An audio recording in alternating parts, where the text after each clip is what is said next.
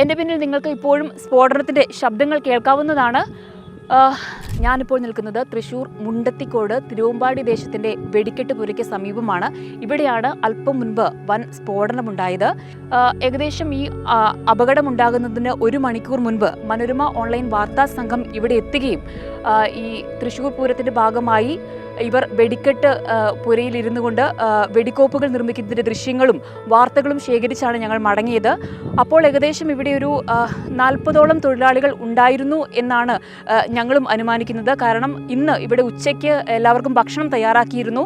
40 പേർക്കുള്ള ഭക്ഷണമാണ് ഇവിടെ ഉണ്ടായിരുന്നത്. അതുകൊണ്ട് തന്നെ 40ഓളം ആളുകൾ ഇവിടെ ഉണ്ടായിരിക്കാം എന്നുള്ളൊരു സ്ഥിരീകരിക്കാത്ത വിവരമാണ് ഇപ്പോൾ ഉള്ളത്. വെടിക്കെട്ടുണ്ടാകുന്നതിന് മുൻപേ ഇവിടെ വന്ന സമയത്ത് ഒരുപാട് പേരോട് സംസാരിക്കുകയും അവരോട് വിശേഷങ്ങൾ പങ്കുവയ്ക്കുകയും ഒക്കെ ചെയ്തിരുന്നു. പലരും ഇവിടെ എത്തിയിരിക്കുന്നത് പലരും പല രീതിയിൽ പല തൊഴിലുകൾ ചെയ്യുന്ന തൊഴിലാളികളുണ്ട്. സീസൺ ടൈം ആയതുകൊണ്ട് തന്നെ, തൃശ്ശൂർ പൂരത്തിൻ്റെ സമയം ആയതുകൊണ്ട് തന്നെ ഈ തൊഴിലുകളൊക്കെ മാറ്റിവെച്ച് ഈ വെടിക്കോപ്പ് നിർമ്മിക്കാൻ വന്ന ആൾക്കാരുണ്ട്. വളരെ പൂതിയോടെ വന്നു എന്ന് ഞങ്ങളോട് പറഞ്ഞ ആൾക്കാരുണ്ട്. സ്ത്രീകൾ അടക്കമുള്ള തൊഴിലാളികളും ഇവിടെ ഉണ്ടായിരുന്നു. എൻ്റെ പിന്നിൽ നിങ്ങൾക്ക് ഇപ്പോഴും സ്ഫോടനത്തിൻ്റെ ശബ്ദങ്ങൾ കേൾക്കാവുന്നതാണ്.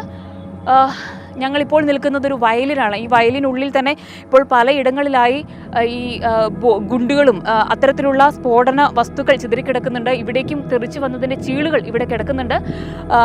അതോടൊപ്പം തന്നെ ഏകദേശം ഇവിടെ ഒരു 12 ഷെഡുകളാണ് ഉണ്ടായിരുന്നത്. ഈ 12 ഷെഡുകളിൽ പലയിടങ്ങളിലായിട്ടാണ് ഈ വെടിക്കോപ്പ് നിർമ്മാണം നടന്നിരുന്നത്. ടൈമർ ഉൾപ്പെടെയുള്ള സംഭവങ്ങൾ സെറ്റ് ചെയ്തുകൊണ്ട് പല തരത്തിലുള്ള നിർമ്മാണ പ്രവർത്തനങ്ങളായിരുന്നു ഓരോ ഷെഡിലും നടന്നിരുന്നത്.